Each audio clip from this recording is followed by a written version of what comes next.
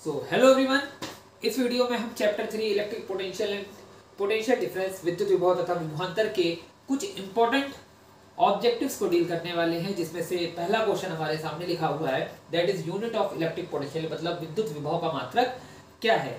विद्युत विभव आप सभी लोग जानते हैं कि V = W/Q। इसमें जो V है वो है इलेक्ट्रिक पोटेंशियल। क्या है? इलेक्ट्रिक पोटेंशियल या विद्युत विभव। अब विद्युत विभव निकालना है तो मुझे वर्क और चार्ज का वैल्यू पता होना चाहिए, सॉरी यूनिट पता होना चाहिए। तो वर्क की यूनिट क्या है? हम सभी जानते हैं जूल, और कूलाम चार्ज की यूनिट होती है। तो ये जूल पर कूलाम आ गया, यानी हमारा जूल पर कूलाम पहले ही वाला सही हो गया। आगे हमें चेक करने की कोई जरूरत ही नहीं है, क्योंकि ऐसी क्यों क्वेश्चन है, मतलब सिंगल करेक्ट ही सही होंगे। ठीक है, अगला क्वेश्चन हमारा क्वेश्चन नंबर 2, सॉल्यूशन नंबर 2, ध्यान से रखिए। ओहो गंदा हो गया। सॉल्यूशन नंबर 2 क्या है? On accelerating the electron by 1 volt, यानी V हमको कितना दिया है? 1 वोल्ट। ओके, सभी लोग जान लें V is the unit of electric potential, that is volt, जिसे हम बोल रहे हैं जूल पर कूलम जो यूनिट होती है उसी को हम वोल्ट भी कहते हैं। जूल पर कूलम का को वोल्ट बोलते हैं। अगर इसमें कोई ऑप्शन ऐसा होता है ओनली वोल्ट, तो वो हमारा सही होता है, लेकिन इसमें तो वोल्ट पर मीटर है। ओके, तो ये हमारी SI unit of electric potential होती है, सभी को याद रखना है। इससे भी क्वेश्चन बन सकता है, which is the SI unit of electric potential, मतलब विद्युत विभव का SI मात्रक क्या है? तो वो है वोल्ट। ओके, तो इसमें दिया है वोल्ट, हमारा 1 वोल्ट विभव हो गया। एनर्जी निकालनी है अगर एक इलेक्ट्रॉन को एक्सीलरेट किया जाए, तो इलेक्ट्रॉन ये हो गया वोल्ट, ये हो गई W, यानी कार्य ही ऊर्जा होती है। मतलब इलेक्ट्रॉन को 1 वोल्ट से त्वरित करने पर इलेक्ट्रॉन की ऊर्जा कभी भी बात करते तो आप कार्य निकालो, मतलब वर्क निकालो। अब वर्क कैलकुलेट करने के बाद वही work in the form of energy, वही कार्य ऊर्जा के रूप में संचित हो जाता है। तो अगर हम बात करें तो यहाँ पर चार्ज कितना दिया है? चार्ज दिया 1 इलेक्ट्रॉन के बराबर, मतलब 1 इलेक्ट्रॉन पे कितना चार्ज होता है? E 1E मींस अगर हम लिखना चाहें तो 1.6 × 10⁻⁻19 कूलम। ओके, तो देखिए अगर हम फॉर्मूला जानते हैं तो V = W/Q होता है। हमें तो एनर्जी चाहिए, मतलब वर्क, तो VQ। अगर हम V की वैल्यू रखें तो दैट इज 1 वोल्ट। ओके, और अगर Q की वैल्यू रखें तो 1.6 × 10⁻19 कूलम। अगर मैं इनको मल्टीप्लाई कराता हूं तो 1.6 × 10⁻19 वोल्ट इंटू कूलम। अभी बताया मैंने वोल्ट इंटू, अगर आप कूलम का मल्टीप्लाई कर दोगे, वोल्ट इंटू कूलम का मल्टीप्लाई करोगे तो क्या मिलेगा आपको? जूल मिलेगा। ये इधर जाएगा, तो वोल्ट इंटू कूलम = जूल। तो ये सब किसमें आ गया? जूल में। क्या एनर्जी हमारी 1.6 × 10⁻19 जूल है? हाँ, 1.6 10⁻19 जूल है, लेकिन यहाँ तो आंसर है 1 जूल या 1 इलेक्ट्रॉन वोल्ट या 1 अर्ग या 1 वॉट। वॉट तो हो ही नहीं सकती, वॉट तो पावर की यूनिट होती है, सभी को पता है। ठीक है, तो इन तीनों में हमको करना है। और 1 जूल भी नहीं हो सकती क्योंकि इतने सारे जूल निकल के आए हैं। बिल्कुल सही बात है। अब बचा ये और ये, तो बेटा ये क्या होता है? ये होता है हमारा एनर्जी की ही यूनिट है, लेकिन ये हमारी CGS यूनिट है, मतलब अर्ग। ठीक है, 1 जूल में 10 टू द पावर कितने होते हैं? 10 टू द पावर 7 अर्ग होते हैं। ठीक है, 1 जूल में 10 टू द पावर 7, तो ये भी आंसर सही नहीं है, ये भी आंसर हमारा सही नहीं है। अब क्या करें? अब आपको मैं एक बात बताता हूं। ये जो लिखा हुआ है EV को बोलते हैं इलेक्ट्रॉन वोल्ट। क्या बोलते हैं? Electron volt. यानी E का मतलब 1.6 × 10⁻19 कूलम, और ये रहा V मतलब वोल्ट। तो जब कूलम इंटू वोल्ट मिलता है, क्या बोला मैंने? कूलम इंटू वोल्ट मिलता है, तो क्या बनता है? जूल। और इसी तरीके से हमने क्या बताया, जब 1.6 × 10⁻19 जूल इकट्ठा होते हैं, 1.6 × 10⁻19 जूल इकट्ठा होते हैं, तो 1 इलेक्ट्रॉन वोल्ट होता है, क्योंकि ये बहुत छोटा जूल है। देखिए 10⁻19 में है, इतनी छोटी एनर्जी यूनिट की, ये छोटी एनर्जी ऑफ यूनिट होती है, मतलब सॉरी छोटी यूनिट ऑफ एनर्जी होती है, बहुत स्मॉलेस्ट कह सकते हो कि 1 इलेक्ट्रॉन वोल्ट। और सभी लोग को मैं बता दूं 1 इलेक्ट्रॉन वोल्ट की वैल्यू 1.6 × 10⁻19 जूल होती है। आप कर सकते हो, E की यूनिट रखो in the terms of coulomb, और 1.6 पूरा, और ये वोल्ट, तो कूलम वोल्ट मिलके जूल बन गई। ये भी बताया था, कूलम वोल्ट मिलके जूल बन जाएगी, और E की वैल्यू ये रखी हुई है। ओके, तो इसको हम लिख सकते हैं क्या? 1 EV। क्या लिख सकते हैं? 1 EV। तो हमारा कौन सा ऑप्शन सही हो गया? ऑप्शन B सही हो गया। तो जल्दी से आप इसे नोट कर लें ताकि हम अपने अगले क्वेश्चन की ओर चलें। ओके,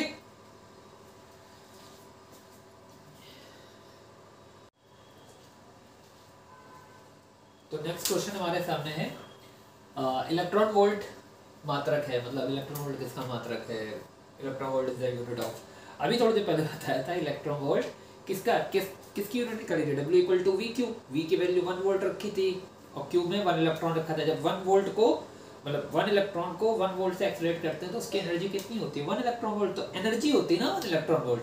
तो इलेक्ट्रॉन वोल्ट किसकी यूनिट है, एनर्जी की, तो पोटेंशियल नहीं, पोटेंशियल नहीं हो सकती, एनर्जी हाँ बिल्कुल सही, वेलोसिटी हम लोग टाइम बात ही नहीं करनी, जो हमें अपना आंसर मिल गया, एनर्जी की यूनिट होती है, बहुत इजी था, वर्बली सॉल्व हो गया था।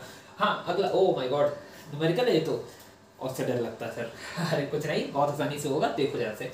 To identical positive charges each having 1 microcoulomb are separated by 1 centimetre in air. Okay, 1 microcoulomb के दो चार्जेस हैं, 1 सेंटीमीटर पे सेपरेट है, पोटेंशियल एनर्जी निकालनी है उनकी, ठीक है। वायु में 1 सेंटीमीटर दूरी पर 1 माइक्रोकूलम के दो चार्ज हैं, धनात्मक आवेश है, वो 1 सेंटीमीटर दूर स्थित है, उनकी स्थितिज ऊर्जा कितनी होगी, उनकी पोटेंशियल एनर्जी कितनी। तो पहली बात तो ये जान लो पोटेंशियल एनर्जी का फॉर्मूला क्या होता है, पोटेंशियल एनर्जी को यूज दिखाते हैं, वो होता है formula 1/ε0 Q1 Q2 by R, जहाँ Q1 है पहला चार्ज, Q2 है पहला, और दोनों ही चार्जेस कितने हैं 1 माइक्रोकूलम, तो Q1 और Q2 दोनों ही 1 माइक्रोकूलम। अच्छा माइक्रो का मतलब सभी लोगों को पता है 10⁻⁻⁶ होता है, ओके।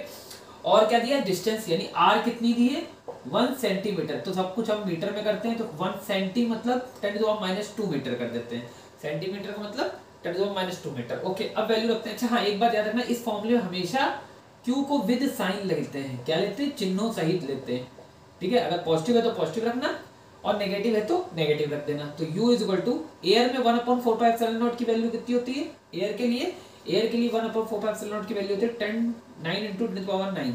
ये याद रखिएगा, ऑल्दो कि मतलब ये पेपर में पीछे बैक साइड पर दिया होता है सारे कांस्टेंट्स की वैल्यू, लेकिन फिर भी आपको याद होनी चाहिए, बाद में पेज पलट के आपको नहीं देखना है, ओके, आपको याद होनी चाहिए।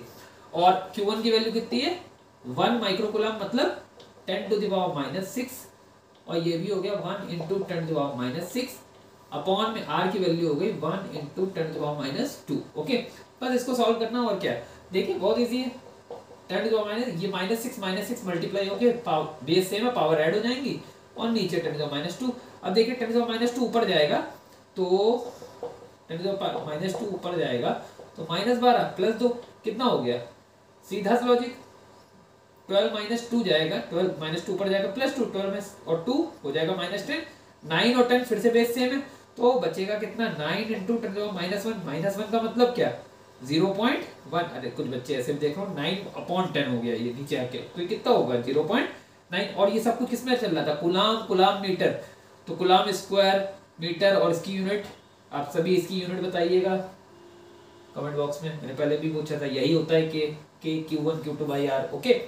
तो ये सब आते हैं जूल में, तो ऐसा कोई ऑप्शन दिख रहा है आपको, ऐसा कोई ऑप्शन दिख रहा है 1 जूल नहीं सर, 1 इलेक्ट्रॉन वोल्ट नहीं सर, 0.9 हाँ सर नहीं, लेकिन ये तो इलेक्ट्रॉन वोल्ट है, इलेक्ट्रॉन वोल्ट थोड़ी ना होता है ना, ये जूल में निकला है, तो इसकी वैल्यू हो गई 0.9 जूल। जल्दी से इसको नोट कर लीजिए और अपने अगले सवाल की ओर हम बढ़ते हैं।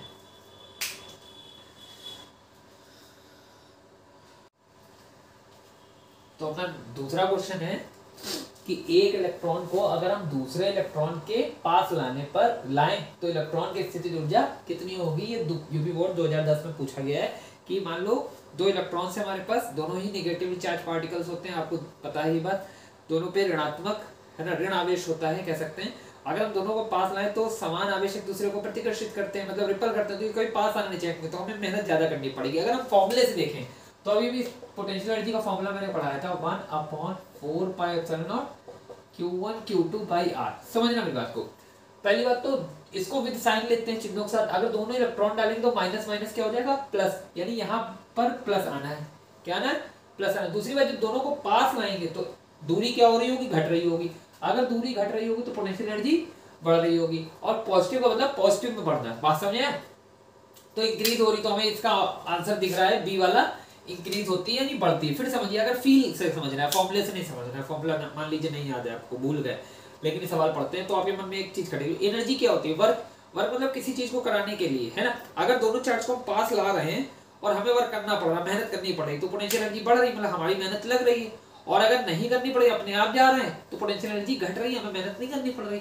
2 इलेक्ट्रॉन एक दूसरे के पास कभी नहीं आना चाहते, क्योंकि दोनों सेम काइंड ऑफ नेचर के हैं, मतलब दोनों पे नेगेटिव चार्ज है, दोनों पे ऋण आवेश है, तो पास लाएंगे तो दोनों एक दूसरे को प्रतिष्ठित करेंगे, तो दोनों पास आने ही नहीं चाहते, तो हमें मेहनत करनी पड़ेगी, मतलब वर्क करना पड़ेगा, और यही वर्क एनर्जी फॉर्म में स्टोर हो जाता है, पोटेंशियल एनर्जी फॉर्म में। तो जाहिर सी बात है पास लाने के लिए पोटेंशियल एनर्जी बढ़ेगी, जैसे जैसे आर घटेगा हमें और ज्यादा मेहनत, क्योंकि जितना करीब लाओगे फोर्स उतना ज्यादा होगा ना, तो और ज्यादा मेहनत करनी पड़ेगी। तो इसका ऑप्शन है बी, यानी कि इंक्रीज होती है, बढ़ती है। ठीक है, अच्छा अब आगे देखते हैं अगला क्वेश्चन। हाँ ये थोड़ा बढ़िया क्वेश्चन है, देखिए, in a region of electric field is equal to 0, variation of potential v with distance r will be. मतलब समझो एक ऐसा फील्ड लेने जहां इलेक्ट्रिक फील्ड 0 है, वहां पर इलेक्ट्रिक फील्ड है ही नहीं, और उसमें हम क्या करें, r मतलब हम किसी पॉइंट को चलाएं, चार्ज को चलाएं, तो r के साथ हमारे पोटेंशियल बढ़ेगा घटेगा ये देखना। फॉर एग्जांपल अगर समझिए, आपने पढ़ा होगा कि इलेक्ट्रिक फील्ड की डायरेक्शन में अगर हम जाते हैं तो क्या चीज, in the direction of electric field, है ना, ईपी डिक्रीजेस, मतलब इलेक्ट्रिक पोटेंशियल डिक्रीजेस, समझे, नहीं समझे, यानी कि विद्युत क्षेत्र ई की दिशा में v घटता है। क्या करता है, v घटता है। जाहिर सी बात है जैसे जैसे हम यहाँ से, मान लो ये चार्ज है, इलेक्ट्रिक फील्ड इधर की तरफ निकल रही है, अगर जैसे तुम दूर जाएंगे मतलब डिस्टेंस बढ़ रही है, तो v घटना चाहिए। एक फॉर्मूला पढ़ा था, v बराबर के क्यू बाई आर, यानी कि r बढ़ेगा तो v घटेगा, बिल्कुल सही बात है, और r घटेगा तो v डिस्टेंस के साथ चलना है। तो ये वाला ऑप्शन आप देख के आओगे और टिक मार के चले आओगे कि r बढ़ेगा तो v घटेगा, v बराबर के क्यू बाई आर होता है। लेकिन बेटा वो कहाँ, वो इलेक्ट्रिक फील्ड में, यहाँ इलेक्ट्रिक फील्ड कितना है, इलेक्ट्रिक फील्ड कितना है, 0। इलेक्ट्रिक फील्ड की डायरेक्शन में जाने पे v घटता है ना, इलेक्ट्रिक फील्ड की डायरेक्शन जाओगे तो इसका इलेक्ट्रिक फील्ड है ना, अगर यही नहीं है तो इलेक्ट्रिक फील्ड नहीं। फिर उसके साथ तुम चाहे r कितना बढ़ा लो, फिर उसके साथ r चाहे तुम कितना बढ़ा लो, तुम्हारे v पे कोई फर्क पड़ने वाला है, नहीं पड़ने वाला, क्योंकि वो तो किसकी वजह से होती है, चार्ज, और चार्ज है नहीं तो इलेक्ट्रिक फील्ड भी नहीं है। बात समझा। तो दूसरे तरीके से मैं समझाता हूँ, आपने एक फॉर्मूला और पढ़ा होगा, क्या पढ़ा होगा बताता हूँ, कि E is equal to dv by dr minus, मतलब इलेक्ट्रिक फील्ड की डायरेक्शन में अगर हम बढ़ेंगे तो हमारा पोटेंशियल क्या है, घटता है, यानी कि गिरता है, यानी ड्रॉप होता है, माइनस लगा है। तो अगर मैं कह रहा हूँ इलेक्ट्रिक फील्ड क्या 0, तो माइनस dv बाई dr की वैल्यू कितनी आएगी, 0। तो dv बाई dr की वैल्यू कितनी हो गई, 0। इसका क्या मतलब, differentiation of voltage with respect to r, मतलब v का अवकलन r के सापेक्ष, यानी r के चेंज होने पे v कितना चेंज हो रहा है, हम ये देखना चाह रहे हैं। तो जाहिर सी बात है कोई चीज का डिफरेंशिएशन यानी कि अवकलन शून्य आ रहा है, यानी कि हमने किसका अवकलन किया है, हमने एक नियत क्वांटिटी का, नियत राशि का अवकलन किया, मतलब जैसे आपने किया होगा d by D x of कभी भी 5, तो आंसर कितना आया 0, क्योंकि 5 का अवकलन नहीं होता, डिफरेंशिएशन नहीं, तो क्योंकि ये कांस्टेंट है। तो अगर मैं dv बाई dr को 0 कर रहा हूँ तो r के रिस्पेक्ट में v का पोटेंशियल, v का डिफरेंशिएशन 0 आ रहा है, इसका मतलब v कैसा हो गया, v हो गया कांस्टेंट। क्या हो गया, कांस्टेंट, यानी वो r पे डिपेंड ही नहीं कर रहा है। तो इसमें कौन सा ऑप्शन दिख रहा है, इसमें ये वाला ऑप्शन दिख रहा है, यानी ये वाला सही होगा। जल्दी से इसको नोट करिए, बहुत ही अच्छा सवाल है, इंपॉर्टेंट सवाल है। बेसिकली बच्चे क्या कर सोचते हैं, v बराबर के क्यू बाई आर, और ये वाला लगा चले जाते हैं। ठीक है, आपको पता है कि डिस्टेंस बढ़ाएंगे तो वोल्टेज घटेगा, लेकिन कब, इलेक्ट्रिक फील्ड में। अगर इलेक्ट्रिक फील्ड 0 है तो dv बाई dr से ना इलेक्ट्रिक फील्ड के डायरेक्शन में जाने पर पोटेंशियल घटता है, तो अब इलेक्ट्रिक फील्ड है ही नहीं, तो चाहे जितना बढ़ जाओ पोटेंशियल घटेगा ही नहीं, बढ़ेगा ही नहीं। इसको इधर जाओगे इलेक्ट्रिक फील्ड डायरेक्शन में घटेगा, इधर जाओगे उल्टी डायरेक्शन में तो बढ़ेगा। अब जब इलेक्ट्रिक फील्ड ही नहीं है, आप चाहे जिधर जाओ पोटेंशियल जितना है उतना ही रहना है, घटना बढ़ना ही नहीं। तो सीधी सी बात है, dv बाई dr की वैल्यू, इलेक्ट्रिक फील्ड शून्य है तो शून्य, और कितना, v का डिफरेंशिएशन r के रिस्पेक्ट में शून्य आ रहा है, इसका मतलब r का v पर कोई भी इफेक्ट नहीं पड़ रहा है, तो v क्या है हमारा, कांस्टेंट है। अवकलन में ऐसे ही करते हो, कांस्टेंट चीजों का डिफरेंशिएशन 0 होता है। जल्दी से नोट करें, अगले क्वेश्चन की ओर चलेंगे।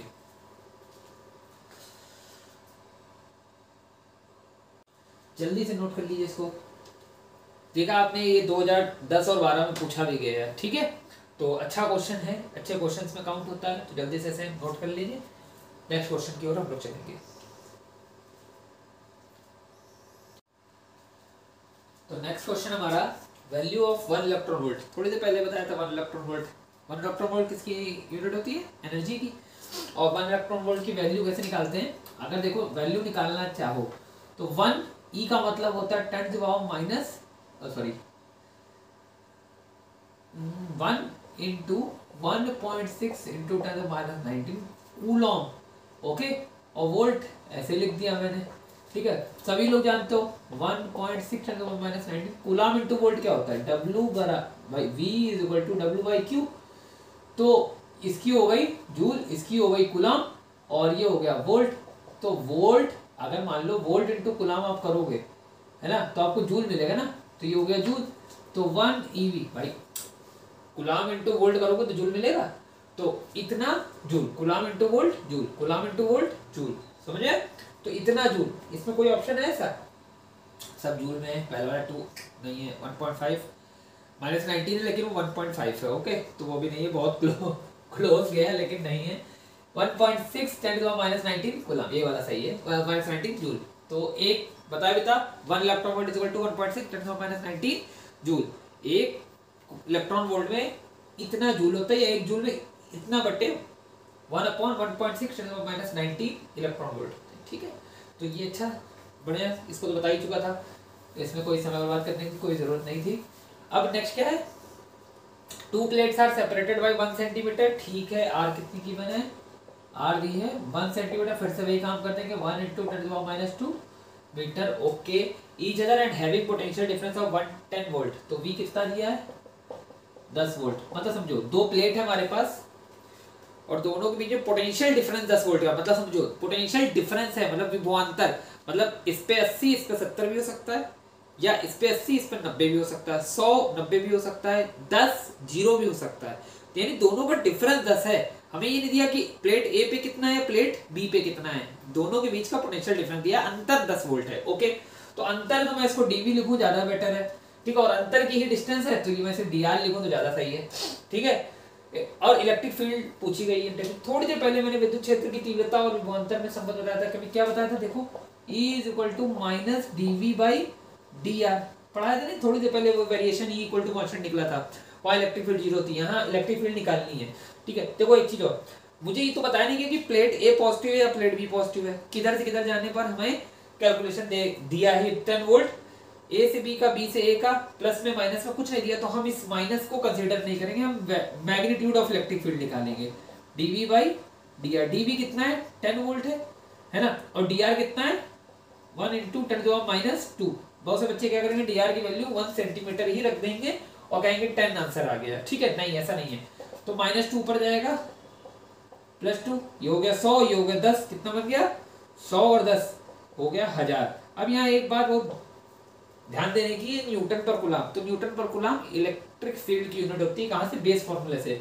बेस फॉर्मूला क्या है, F/Q होता है ना इलेक्ट्रिक फील्ड का, तो ये हो गया भैया न्यूटन, ये हो गया भैया कूलम, ये पहले चैप्टर में पढ़ाया गया था, बताया भी था मैंने, न्यूटन पर कूलम, और ये हो गई इलेक्ट्रिक फील्ड की यूनिट, यानी कि आप ये इसको क्या बोलते हो, इलेक्ट्रिक फील्ड विद्युत क्षेत्र की यूनिट है न्यूटन पर कूलम, ओके। तो न्यूटन पर कूलम इसकी हो गई यूनिट। तो कौन सा ऑप्शन सही है, ऑप्शन में ABC ये वाला है ना, 1000 न्यूटन पर कूलम। जल्दी से नोट करो, माइनस क्यों हटा दिया इसका रीजन है ना, मुझे नहीं पता कि इससे इस पर डिफरेंस 10 दिया है, इससे इस पर डिफरेंस, मतलब इधर बड़ा वोल्टेज है इधर बड़ा वोल्टेज है, हमें ये सब नहीं पता, हमने ये नहीं कहा गया कि किधर जाने पर वोल्टेज घट रहा है कि बढ़ रहा है 10 वोल्ट, कुछ नहीं दिया, तो मैंने माइनस हटा दिया, माइनस बताता है ड्रॉप, घटना, तो मैंने हटा दिया। dV कितना है 10 वोल्ट और dr कितना 1 सेंटीमीटर, सॉल्व कर दिया, 1000 न्यूटन पर कूलम आ गया। जल्दी से इसको नोट कर लो। तो नेक्स्ट क्वेश्चन की ओर चले हम लोग।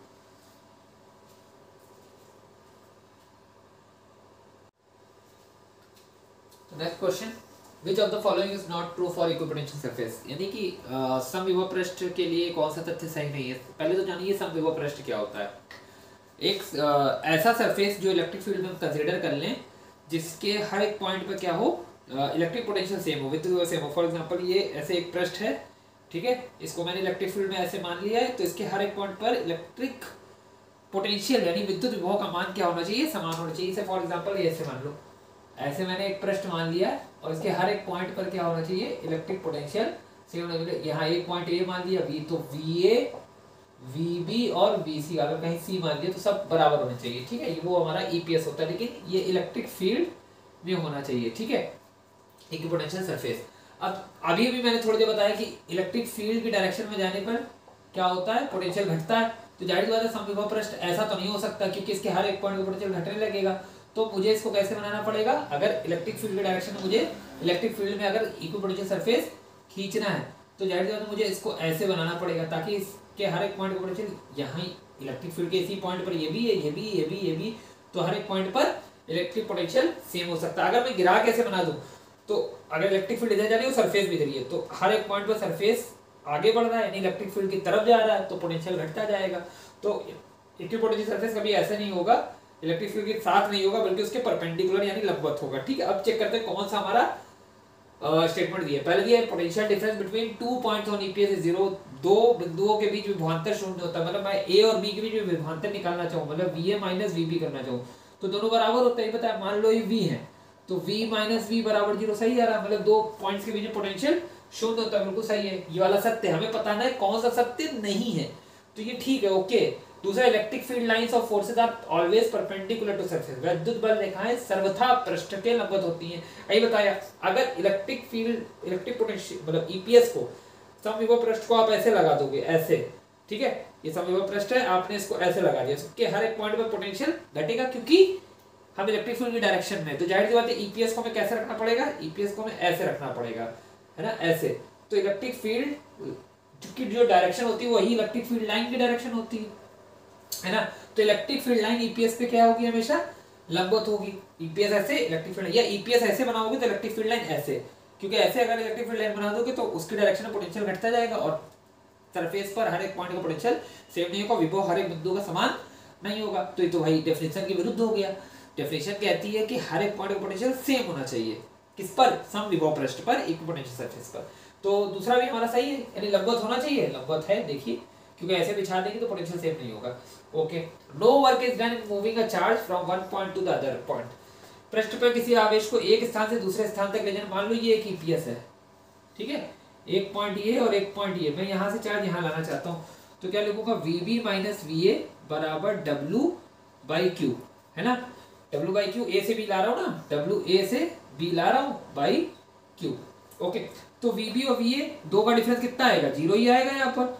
डब्ल्यू ए से बी, ये सब एक्सटर्नल वर्क होता है, कौन सा, एक्सटर्नल, दिख रहा है, दिख रहा है, मैं बड़ा बड़ा थोड़ा लिखता हूँ, ठीक है। हमने बचपन में पोटेंशियल का फॉर्मूला पढ़ा, वीबी माइनस वीए बराबर डब्ल्यू एक्सटर्नल ए से B divide by Q naught. अगर मैं क्यू नॉट चार्ज को यहाँ से यहाँ ला रहा हूँ, तो अभी बताया वीबी की वैल्यू क्या मानी थी मैंने, वी, क्योंकि समविभव पृष्ठ पर हर पॉइंट का पोटेंशियल सेम होता है, तो ये भी वी, ये भी वी, ये क्या हुआ, डब्ल्यू ए से बी एक्सटर्नल है, वो बराबर लिखना चाहो नहीं लिखना, ये आंसर तो भैया 0 आ गया, तो डब्ल्यू बाई क्यू नॉट 0 हो गया, डब्ल्यू ए से बी, वो मैं समझाने के लिए उसको छोड़ रहा हूँ, ठीक है, वैसे आप लिखना चाहो तो लिख सकते हो। तो क्यू उधर मल्टीप्लाई होगा, तो डब्ल्यू ए से बी तक लाने में हमें कितना वर्क करना पड़ा, 0, क्योंकि क्यू 0 से मल्टीप्लाई हो गया 0 बन गया, तो कितना वर्क लाना पड़ा, 0, यानी नो वर्क इज डन, कोई भी कार्य नहीं कर होता, बिल्कुल सही है। अब चौथा क्या है, EPS are always spherical, EPS are always spherical, मतलब ये भी सही है ईपीएस के लिए, ये भी सही, ये भी सही, 3 सही होगा तो चौथा ही गलत होगा भाई, इतना क्या कॉमन सेंस लगाना, मतलब क्या इतना चेक करना, कॉमन सेंस से अभी आप कर सकते, लेकिन फिर भी चेक कर लेते हैं हम लोग। ईपीएस आर ऑलवेज स्फेरिकल, मान लो एक चार्ज है 5 सेंटीमीटर पे, यहाँ पर अगर पोटेंशियल या r डिस्टेंस पर यहाँ निकालो तो के क्यू बाई आर, इधर भी के क्यू, इधर भी के क्यू बाई आर, इधर भी r डिस्टेंस पे, सब पे r डिस्टेंस निकालो तो एक स्फीयर बनेगा, और इसके हर एक पॉइंट का पोटेंशियल क्या होगा, के क्यू बाई आर, के क्यू बाई आर, के क्यू बाई आर, के क्यू बाई आर, हर एक पॉइंट का पोटेंशियल के क्यू बाई आर बनेगा। अगर के क्यू बाई आर हर एक पॉइंट का पोटेंशियल है, समझिए मेरी बात को, हर एक पॉइंट का पोटेंशियल कितना है, के क्यू बाई आर, तो ये समविभव पृष्ठ हुआ, लेकिन ये कैसा है, स्फेरिकल, गोलाकार, लेकिन उन्होंने कहा है क्या हमेशा होते, ये एक वर्ड लगा ना, ऑलवेज, केवल ये लिखा था ईपीएस आर स्फेरिकल, है ना, ईपीएस गोलाकार होते हैं, हाँ बिल्कुल होते हैं, लेकिन हमेशा होते हैं ऐसा नहीं, क्योंकि अगर मान लीजिए मैंने एक लीनियर चार्ज ले लिया, क्या ले लिया, लीनियर चार्ज, इसकी वजह से यहाँ पोटेंशियल निकाला, यहाँ निकाला तो सेम ही आएगा, यहाँ निकाला तो सेम आएगा, तो अगर मैं इसके चारों ओर एक सिलेंडर बना दूं, क्या निकाल दूं, सिलेंडर, समझिए, ऐसे एक लीनियर चार्ज हो गई रॉड, ऐसे ऐसे ऐसे ऐसे, r डिस्टेंस में यहाँ पर कितना पोटेंशियल निकलेगा, r डिस्टेंस में यहाँ पर भी उतना ही निकलेगा, यहाँ पर भी उतना ही निकलेगा, यहाँ पर भी उतना ही निकलेगा, यहाँ पर भी उतना ही निकलेगा, यहाँ पर भी उतना ही निकलेगा, यहाँ भाई 1/4 pi epsilon not 2 lambda by r, electric field निकाल दो, फिर उसको r से डिवाइड कर देना आप, है ना, तो हर एक पोटेंशियल पर क्या होगा, सेम ही तो निकलेगा, सॉरी r से मल्टीप्लाई कर देना, हर एक पोटेंशियल पर, मतलब हर एक r पर सेम पोटेंशियल निकलेगा, तो एक सिलेंडर भी तो ईपीएस हो सकता है, एक सिलेंडर भी तो ईपीएस के हर एक पॉइंट पर पोटेंशियल सेम है, तो कभी सारे गोलाकार होते हैं ऐसा जरूरी नहीं है, गोलाकार भी हो सकता है और बेलनाकार भी हो सकता है, मतलब सिलेंड्रिकल भी हो सकते हैं और स्फेरिकल भी हो सकते हैं। तो यही वाला गलत हो गया कि हमेशा नहीं हो सकते। भाई साहब बात समझ आई, हमेशा नहीं हो सकते। तो जल्दी से इसको नोट कर ले, इसमें कोई सॉल्विंग करनी नहीं थी, केवल टिक मारना था। तो टिक मार के हम आगे बढ़ सकते हैं। जल्दी से नोट कर लें अगर करना चाहें तो।